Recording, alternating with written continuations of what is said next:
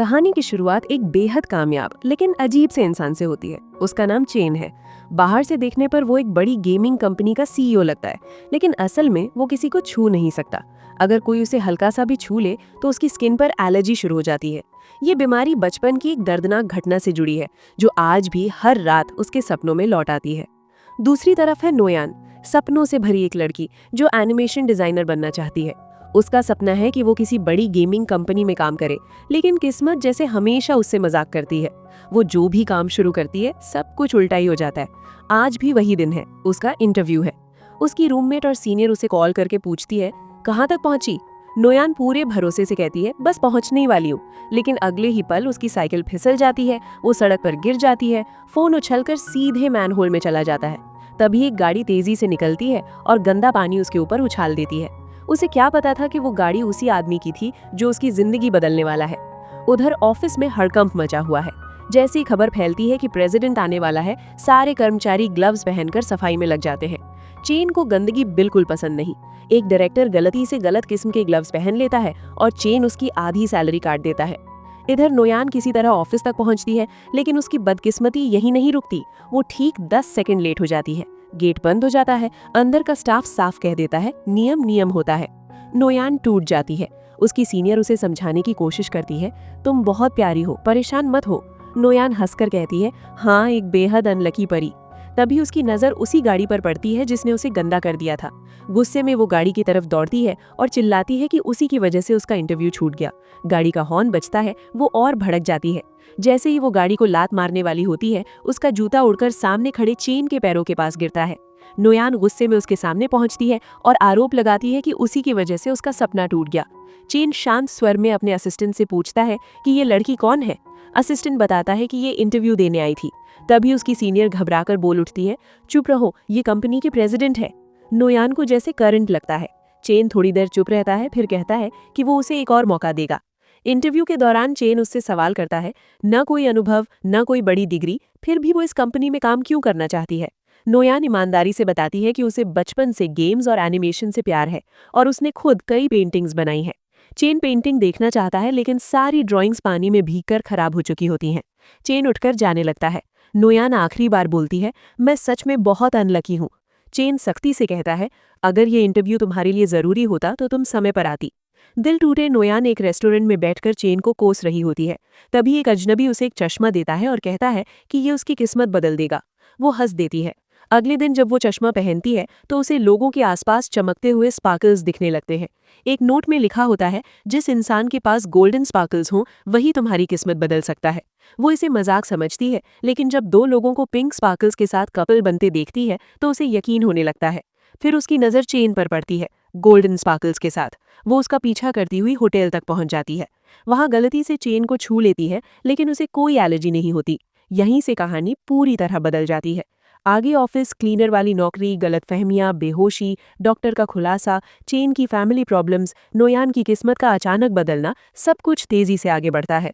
आखिर में चेन को एहसास होता है कि पहली बार किसी लड़की के छूने से उसे तकलीफ नहीं हुई। डॉक्टर सलाह देता है कि वही लड़की उसकी बीमारी का इलाज हो सकती है। चेन ठंडे लहजे में नोयान से कहता है कि अगर वो अपने किए की भरपाई करना चाहती है तो उसे उसकी कंपनी में पूरे 100 दिनों तक काम करना होगा। नोयान जरा भी नहीं सोचती और तुरंत हाँ कर देती है। अगले दिन वो ऑफिस पहुंचकर सीधा चेन से पूछती है, मेरा काम क्या होगा?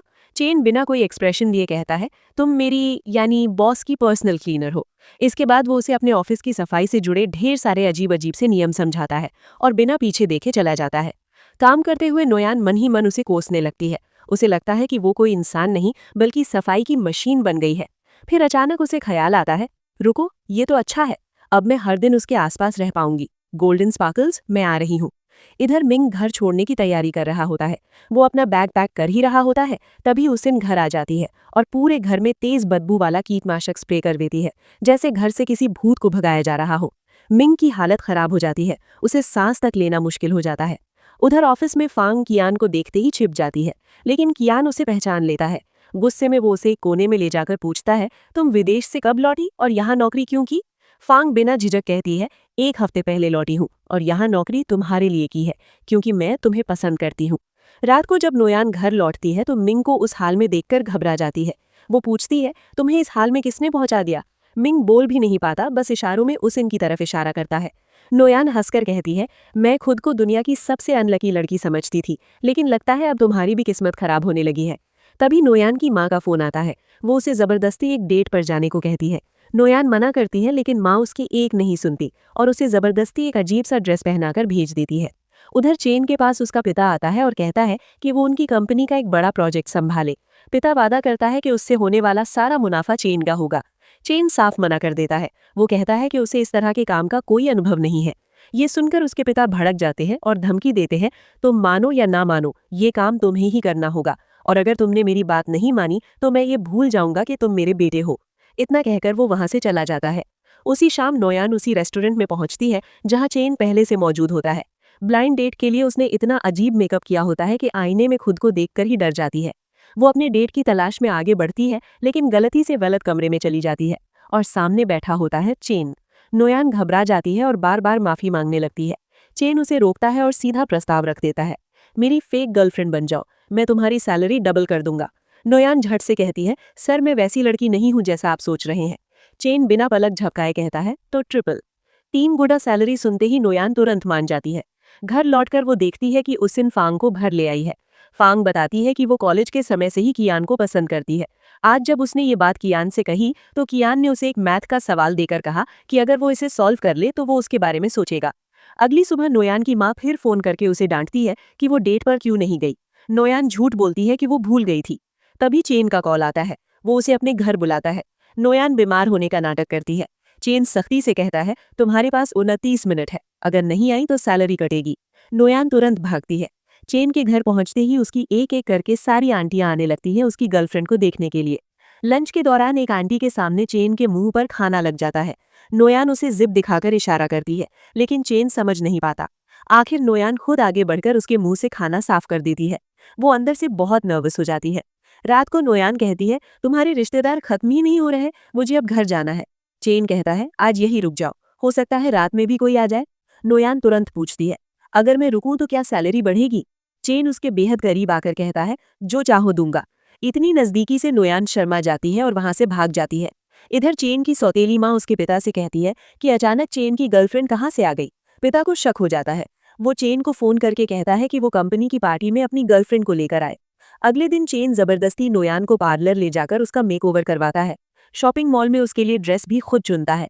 नोयान पूछती है, ये सब क्यों? चेन बताता है कि आज रात उसके पिता की कंपनी में पार्टी है। नोयान घबरा जाती है। वो कहती है कि वो एक साधारण लड़की है और ऐसी पार्टियों में कभी नहीं गई। ये कहकर वो चली जाती है। चेन निराश होकर तय करता है कि वो अकेला ही पार्टी में जाएगा। पार्टी में फांग पहले से मौजूद होती है। वो नोयान को वीडियो कॉल करके बताती है कि चेन के आते ही उसके पिता से झगड़ा हो गया। पिता उसे झूठ बोलने के लिए डांटते हैं और गुस्से में थप्पड़ तक मार देते हैं।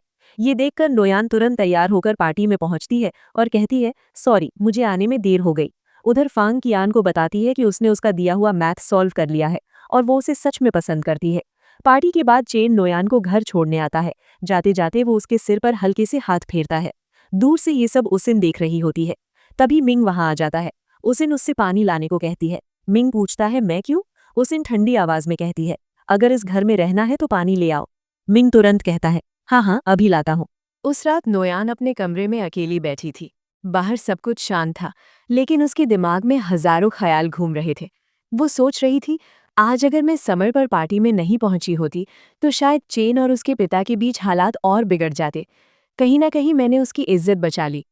इसी सोच के साथ उसके मन में एक उम्मीद जागती है, शायद अब वो मुझे सच में अपनी कंपनी में एनिमेटर बना देगा। वो हिम्मत जुटाकर चेन को मैसेज भेजती है। कोई लंबा भाषण नहीं, बस सीधा सवाल। कुछ देर बाद जवाब आता है, छोटा सा लेकिन साफ, ठीक है। नोयान की खुशी का ठिकाना नहीं रहता। वो उछल पड़ती है। उसी दौरान उसे याद आता है एक बात। एक दिन चेन अपनी माँ के बारे में बात कर रहा था, बहुत शांत और थकी हुई आवाज में। तब नोयान ने उसे एक ड्रिंक दी थी और कहा था, जब मैं ये पीती हूँ तो सारी टेंशन भूल जाती हूँ। आज वही ड्रिंक चेन के फ्रिज में अलग से रखी हुई थी, जैसे कोई कीमती चीज। अगले दिन ऑफिस में नोयान का व्यवहार पूरी तरह बदला हुआ था। वो चेन से बहुत मीठे अंदाज में बात कर रही थी। चेन को शक होता है। वो पूछता है, आज कुछ खास है? नोयान मुस्कुराकर कहती है, आपने वादा किया था, याद है ना? चेन बिना कोई भाव बदले कहता है, मैं अपने वादे कभी नहीं भूलता। लेकिन जो अगला कदम वो उठाता है, उसकी नोयान ने कल्पना भी नहीं की थी। चेन अपने ही ऑफिस में उसके लिए डेस्क, कंप्यूटर और पूरा सेटअप मंगवा देता है। नोयान गुस्से में आ जाती है। आप मुझे अपने सामने बिठाकर निगरानी करना चाहते हैं? वो बड़बड़ाने लगती है। चेन चुपचाप उसकी बातें सुनता है और मुस्कुरा देता है। इधर मिंग ने अपने करियर के लिए एक छोटा सा स्टूडियो किराए पर लेने की कोशिश की थी। उसने एडवांस भी दे दिया था, लेकिन तभी एक दूसरा आदमी आकर दावा करता है कि जगह उसकी है। मामला बिगड़ने लगता है। तभी उसिन वहां पहुंचती है। वो मोबाइल निकालती है और कहती है, सब रिकॉर्ड हो चुका है। अगर अब भी झगड़ा किया तो सीधा पुलिस के पास जाऊंगी। उसकी सख्ती काम कर जाती है। पैसे वापस मिल जाते हैं। मिंग पहली बार राहत की सांस लेता है। उधर ऑफिस में चेन और उसके पिता के बीच फिर से बहस छिड़ जाती है। पिता गुस्से में कहते हैं, तुम्हें सोचते हो मुझे नहीं पता कि वो लड़की नकली है? बाहर खड़ी नोयान सब सुन लेती है। अचानक वो अंदर आती है और बिना सोचे समझे चेन को किस कर देती है। कमरे में सन्नाटा छा जाता है। चेन हैरान, उसका पिता असहज। कुछ पल बाद वो बिना कुछ कहे वहां से चला जाता है। नोयान घबराकर बोलती है, माफ कीजिए, हालात ऐसे थे कि सोचने का समय ही नहीं मिला। लेकिन तभी चेन लड़खड़ा जाता है। कियान उसे तुरंत अस्पताल ले जाने लगता है, लेकिन रास्ते में ही चेन को होश आ जाता है। वो धीमी आवाज में कहता है, मुझे घर ले चलो। ऑफिस के बाहर नोयान उनका इंतजार कर रही होती है। गाड़ी रुकती है। वो माफी मांगने ही वाली होती है कि देखती है, अंदर सिर्फ कियान है। कियान गंभीर होकर कहता है, तुम जानती हो तुमने क्या किया है? उसकी जिंदगी का पहला किस था वो। सिर्फ सॉरी काफी नहीं, तुम्हें उसके पास रहना होगा। इतना कहकर वो उसे घर का पासवर्ड दे देता है। जब चेन की नींद खुलती है, सामने नोयान को देखकर वो चौंक जाता है। वो तुरंत उठकर पीछे हट जाता है। कम से कम 2 हाथ की दूरी रखो। नोयान किचन में उसके लिए खाना बना रही होती है। चेन दूर खड़ा होकर उसे देखता रहता है। उसकी हरकतें इतनी अजीब होती है कि नोयान हंस पड़ती है। फ्रिज खोलते वक्त उसकी नज़र उसी ड्रिंक पर पड़ती है।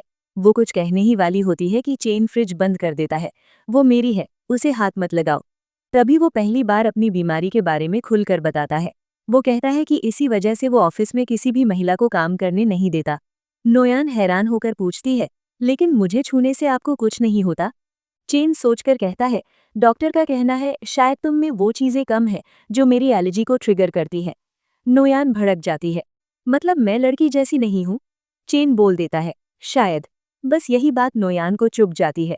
वो बिना कुछ कहे वहां से चली जाती है। दूसरी तरफ मिंग के लिए उसिन मोमो लाती है। मिंग मना कर देता है, लेकिन उसके जाते ही चोरी छुपे खाने लगता है। पीछे से उसिन आकर पूछती है, स्वाद अच्छा है? मिंग झेम जाता है। दोनों के बीच अजीब सा सन्नाटा छा जाता है। इधर फांग कियान का पीछा कर रही होती है। कियान उसे पकड़ लेता है। फांग सड़क के बीच चिल्ला देती है, आई लव यू। कियान गुस्से में बाहर चला जाता है। फांग भी पीछे जाती है। वहां कियान नशे में सो चुका होता है। फांग उसके पास लेट जाती है और धीरे से फिर वही बात दोहराती है। उधर चेन के साथ रहने के बाद नोयान की किस्मत जैसे पलट जाती है। टैक्सी बुलाती है तो 3 एक साथ आ जाती है। खाने की दुकान पर जाती है तो फ्री ऑफर मिल जाता है। एक आदमी उसे अपना खाना भी दे देता है।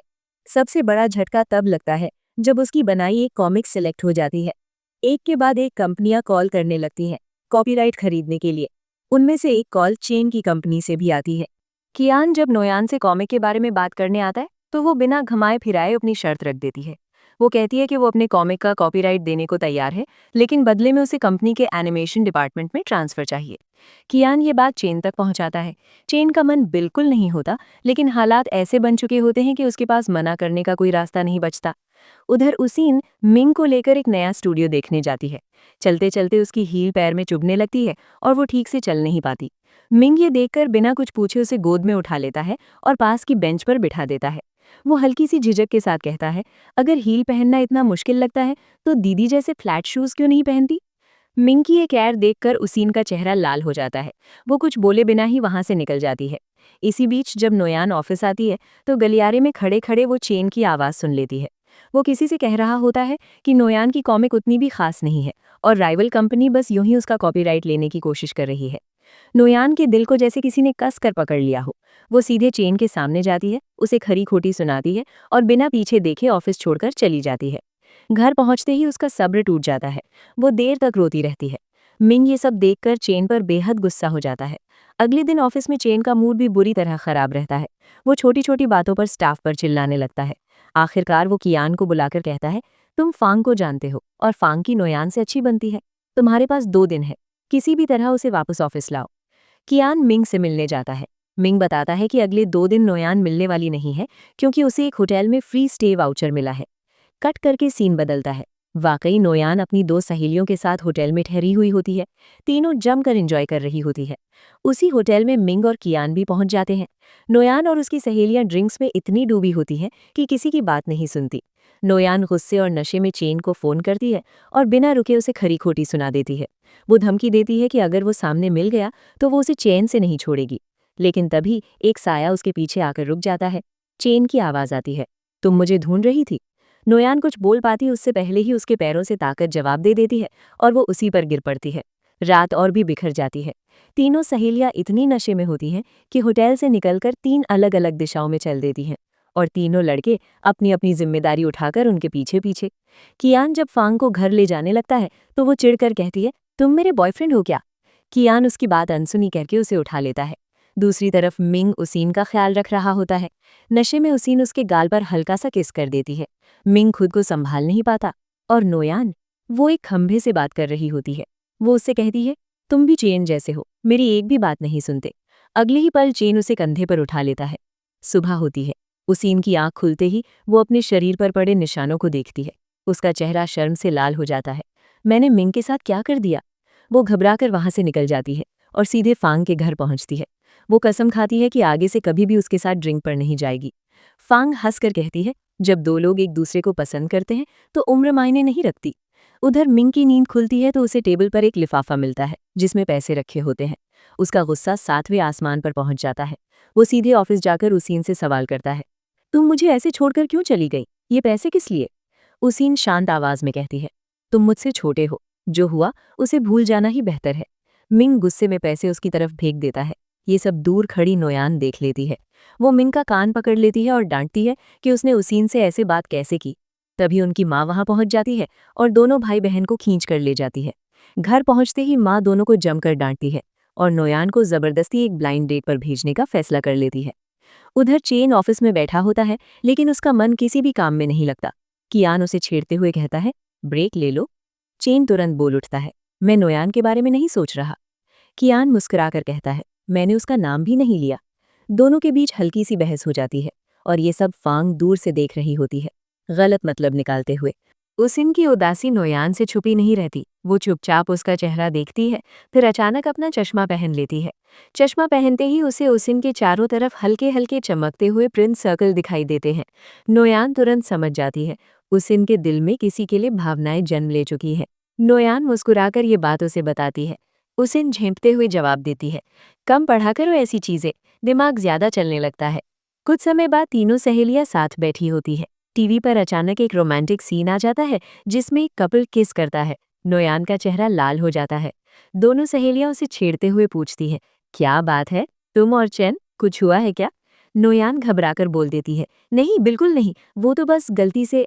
वाक्य पूरा होने से पहले ही उसे एहसास होता है कि वो क्या बोल गई। यहीं एक फ्लैशबैक दिखाया जाता है। एक रात जब नोयान के होठों के पास खाना लग गया था और चैन ने बिना सोचे उसे किस करके साफ कर दिया था। अगले दिन नोयान ऑफिस बहुत सावधानी से आती है। वो इधर उधर देखती रहती है कि कहीं चैन सामने ना आ जाए। उसकी सहेलियां अचानक उसके पीछे आकर खड़ी हो जाती है, जिससे वो डर जाती है। जैसे ही उसकी नज़र चैन पर पड़ती है, वो वहां से भाग निकलती है। भागते भागते वो एक बड़े कॉस्ट्यूम के अंदर घुस जाती है। जब चैन को इस बात का पता चलता है तो वो वही कॉस्ट्यूम अपने ऑफिस में मंगवा लेता है। वो आराम से लंच ऑर्डर करता है और जानबूझकर उसके सामने बैठकर खाने लगता है। नोयान अंदर ही अंदर खुद को संभाल रही होती है। जैसे जैसे चैन उसकी तरफ बढ़ता है, नोयान पीछे हटती जाती है। चैन मजाक में कहता है, अगर तुम रोज ऐसे कॉस्ट्यूम पहनकर आओगी तो मैं सिर्फ तुम्हें ही देखता रहूंगा। फिर वो अचानक उस कॉस्ट्यूम का सिर हटा देता है और हंसते हुए बोलता है, मजाक कर रहा था, अगर तुम सच में रोज ऐसा पहनकर आओगी तो तुम्हें ऑफिस आने की जरूरत ही नहीं। नोयान गुस्से में वहां से जाने लगती है, लेकिन चैन उसे रोक लेता है। दोनों साथ बैठकर खाना खाते हैं। चैन उसे बताता है कि जल्द ही एक बड़ा कंपटीशन होने वाला है और उसी के लिए नोयान की कॉमिक को चुना गया है। अब उन्हें पूरी मेहनत से काम करना होगा ताकि वे जीत सके। ये सुनकर नोयान के चेहरे पर फिर से चमक लौट आती है। इधर फांग अपनी भावनाएं जाहिर करने का अनोखा तरीका अपनाती है। वो आई लाइक यू लिखे कई कागज कियान के ऑफिस के दरवाजे के नीचे से अंदर सरका देती है। खुद बाहर खड़ी होकर एक कागज पकड़कर कहती है, आई लाइक यू सीनियर। लेकिन अंदर से कोई जवाब नहीं आता। रात को नोयान ऑफिस में देर तक काम कर रही होती है। उसे एक फाइल चाहिए होती है जो बहुत ऊंची शेल्फ पर रखी होती है। चैन आकर फाइल उतारता है और पूछता है, ये चाहिए? नोयान हाँ कहती है। चैन फाइल फिर से ऊपर रख देता है और कहता है, अपना काम खुद करना सीखो।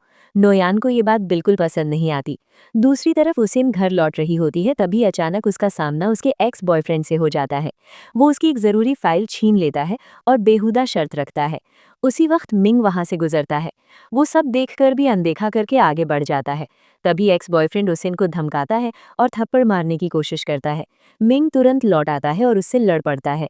इधर फांग टैक्सी का इंतजार कर रही होती है, तभी एक आदमी उससे बदतमीजी करने लगता है। कियान वहां पहुंच जाता है, अपना जैकेट फांग के कंधों पर डाल देता है और उस आदमी से कहता है, तुम मेरी गर्लफ्रेंड को कहीं ले जाने की बात कर रहे हो? डरकर वो आदमी वहां से भाग जाता है। गर्लफ्रेंड शब्द सुनते ही भांग की आंखें चमक उठती हैं। कियान जाने लगता है, तभी भांग उसकी गाड़ी की खिड़की पर हल्का सा किस कर देती है। उधर उसेन मिंग के चेहरे पर मरहम लगा रही होती है। मिंग अब भी गुस्से में होता है। उसेन उसे अपने अतीत के बारे में बताती है, कैसे उसके एक्स ने उसे धोखा दिया, उसके पैसे लेकर किसी और से सगाई कर ली। मिंग और भड़क जाता है और कहता है कि वो जाकर उसे सबक सिखाएगा। उसेन उसे रोक लेती है। वो कहती है, मैं उसे भूल चुकी हूँ, लेकिन उस घटना के बाद से प्यार से डर लगने लगा है। मिंग उसे गले लगा लेता है। उसी रात नोयान सड़क से गुजर रही होती है। अचानक आसपास की सारी लाइट्स जल उठती हैं।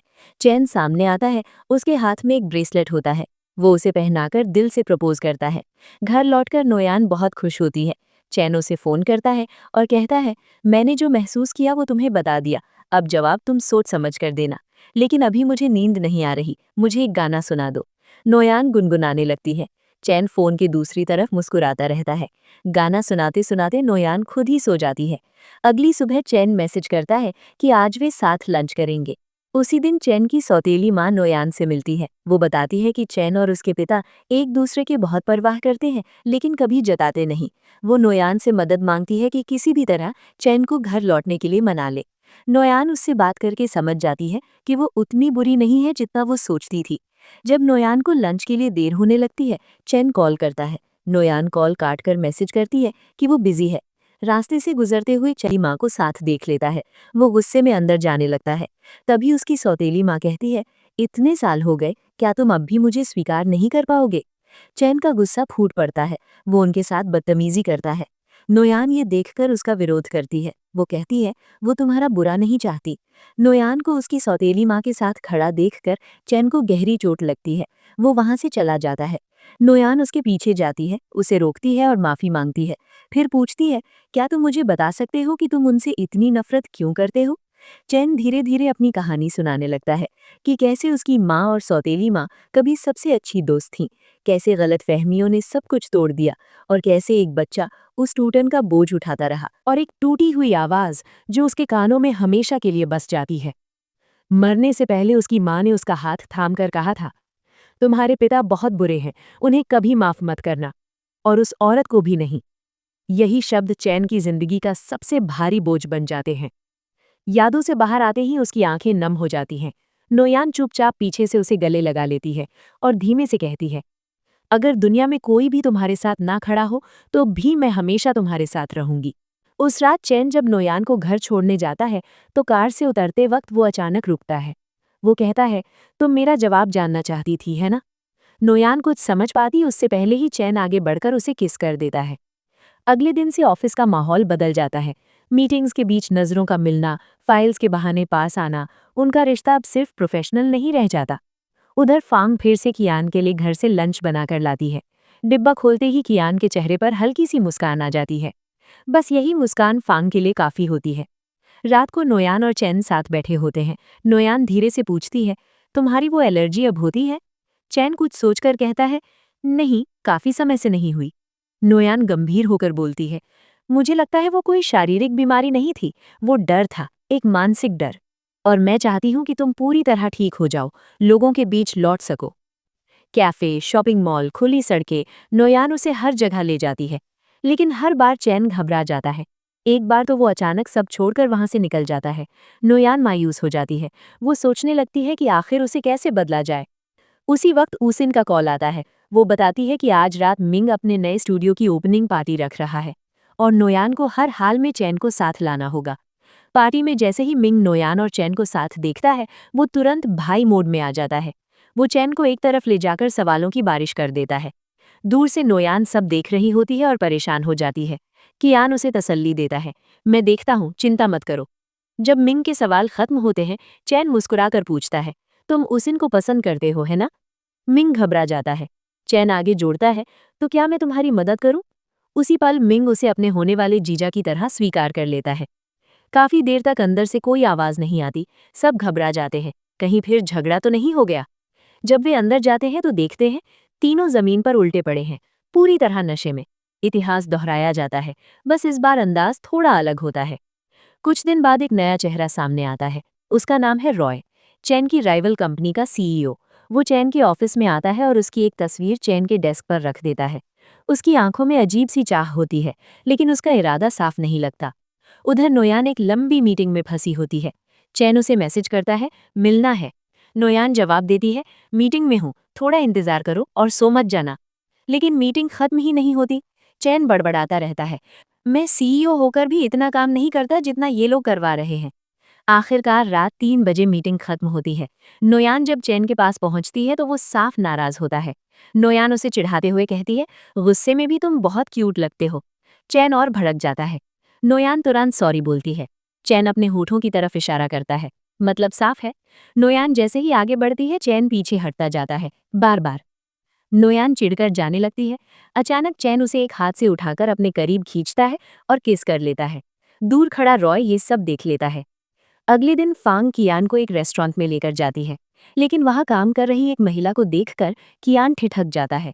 फांग घबराकर पूछती है, सब ठीक है? महिला भी कियान को पहचान लेती है। कियान बिना कुछ कहे बाहर चला जाता है। महिला उसके पीछे जाती है। यहीं खुलता है सच। वो औरत कियान की माँ होती है, जो बचपन में उसे छोड़कर चली गई थी क्योंकि उसका पति शराबी और हिंसक था। कियान गुस्से में कहता है, तुम मुझे छोड़कर गई और कुछ समय बाद पापा भी चले गए।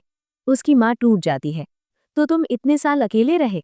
कियान ठंडे स्वर में जवाब देता है, जिस दिन तुम गई उस दिन तुम्हारा बेटा मर गया।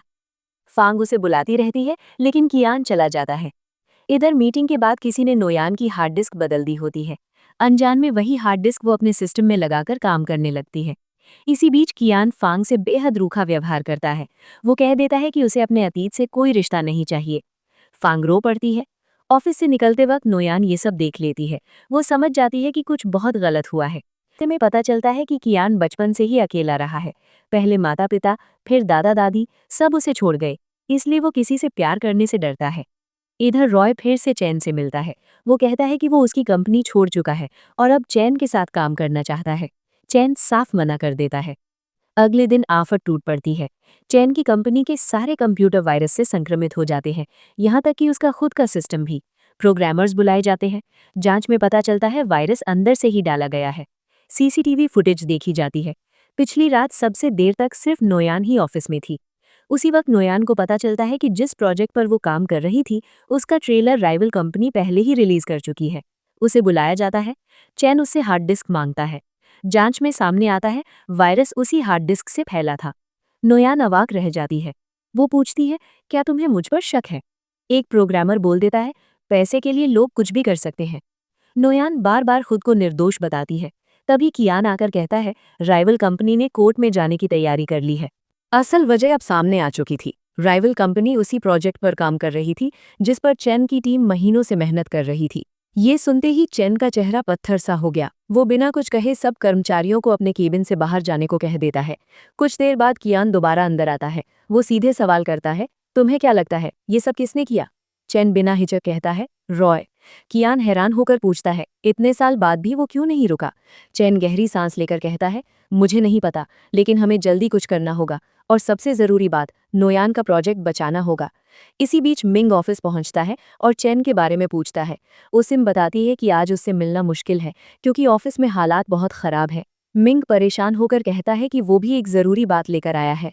वो बताता है कि जिस स्टूडियो में वो काम कर रहा था उसे राइवल कंपनी ने खरीद लिया है। अब वे लोग शर्त रख रहे हैं, काम करना है तो उन्हीं के लिए करना होगा। इसी वक्त चैन के पिता भी वहां पहुंच जाते हैं। वे वही दस्तावेज लेकर आए होते हैं जो पहले किसी ने उन्हें भेजे थे। असल में वे कागज चैन और नोयान के शुरुआती कॉन्ट्रैक्ट से जुड़े थे। चैन के पिता गुस्से में कहते हैं, मैं और तुम्हारी माँ कितनी चिंता करते रहे और तुम पार्टी में उस लड़की को कॉन्ट्रैक्ट गर्लफ्रेंड बनाकर हमें बेवकूफ बना रहे थे। गुस्से में वे हाथ उठाने ही वाले होते हैं कि नोयान आगे आ जाती है। थप्पड़ उसके गाल पर पड़ता है। ये देखकर चैन के पिता और भड़क जाते हैं। वे नोयान को अपमानित करते हुए कहते हैं कि ऐसी लड़कियां पैसों के लिए कुछ भी कर सकती हैं और उसे उनके बेटे से दूर रहने की चेतावनी देकर चले जाते हैं। कमरे में सन्नाटा छा जाता है। चैन और नोयान दोनों एक दूसरे से माफी मांगते हैं। नोयान कहती है कि उसे पहले ही उसके सौतीले माँ से जुड़ी बातें बता देनी चाहिए थी। चैन शांत होकर कहता है कि अभी उसे कहीं जाना है और नोयान को ऑफिस में ही रुकने को कहता है। इधर कियान काम के सिलसिले में एक और झटका झेलता है। उसे पता चलता है कि कंपनी के ऑनलाइन गेम्स को भी राइवल कंपनी ने हटाने की मांग की है। उनका दावा है कि वे गेम्स उन्होंने बनाए हैं। अगली सीन में चैन और रॉय आमने सामने होते हैं। चैन कुछ डॉक्यूमेंट्स रॉय के सामने रखता है और कहता है, मेरी बीमारी के बारे में सिर्फ तुम और कियान जानते थे। कियान पर मुझे पूरा भरोसा है। तो फिर ये कागज तुम्हें कैसे मिले और ये मेरे घर तक कैसे पहुंचे? रॉय ठंडे लहजे में जवाब देता है कि जिस अस्पताल में चैन इलाज करवाता था वहां उसका एक रिश्तेदार काम करता था। ये सुनकर चैन का गुस्सा और बढ़ जाता है। वो आरोप लगाता है कि रॉय सालों से उसे फॉलो कर रहा था।